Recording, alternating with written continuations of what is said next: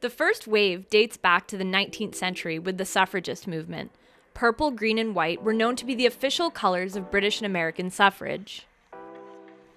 You probably know how suffragists fought for voting rights for women, but there's a lack of transparency online and in academic sources regarding the role that racism and classism played in the movement, meaning who received the right to vote and when. In 1920, a Canadian clause stated that people disenfranchised on a provincial level would also be excluded from the federal vote, so most women of color weren't allowed to vote until the late 1940s.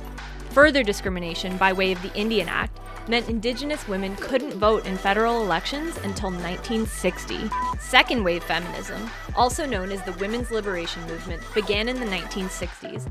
This is where the personal becomes political, as women moved steadily into the workforce and demanded equal pay. The Black Panthers sparked a Black liberation movement across the US, with women leading and influencing the direction of the party. The Rainbow Coalition connected movements meant for people of color, with women always at the helm, including the Panthers, American Indian Movement, Brown Berets, and the Young Lords. Dorothy Pitman Hughes and Gloria Steinem founded Ms. Magazine, a publication written by and for women. Oh, and then we all burned our bras. Just kidding, that never actually happened, but bra burning became a stereotype that's still associated with feminism today. Third wave feminism marks the start of intersectionality, a theory developed and coined by Kimberly Crenshaw in the late 1980s. Intersectionality is the idea that different aspects of a woman's identity, particularly for a woman of color, affect her lived experiences in addition to sexism. Women of color, trans women, disabled women, and women living on the margins of society all have unique experiences of womanhood and are oppressed differently as a result.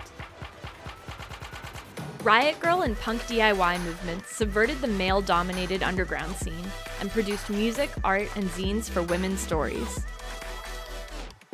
Queen Latifah and other women in 90s hip-hop emphasized a focus on sexual politics to critique misogynoir, the hatred of black women, through their music. The Guerrilla Girls, an anonymous women's art collective, produced performance art, billboards, posters, and more that exposed social injustice in art, politics, and pop culture. Fourth wave feminism, our current wave, builds on the participatory media of the third wave, with zine culture manifesting as Tumblr blogs, Instagram feeds, and online art collectives. Black women are taking to social media to celebrate their skin and natural hair with hashtags like Blackout Day. Trans women's activism and visibility continues to be forged by actresses, writers, and models like Hari Nef, Janet Mock, and Gina Rosero. Girls and women today champion self-care, body positivity, and shine theory, reclaiming stereotypes of femininity and girlishness for their own empowerment. Selfies, makeup, and millennial pink come together in a proud display of the passage of girlhood through the works of artists like Arvita Bystrom, Petra Collins, and Grace Michelli. Our wave continues to critique and speak frankly about the need for intersectionality within the movement as we push forward. It's critical to remember that as settlers here in Canada, this timeline is from a Eurocentric, North American point of view. The script of feminist history, as with any history, always has room for new narratives. Keep listening, learning, and fighting, Sophomore babes.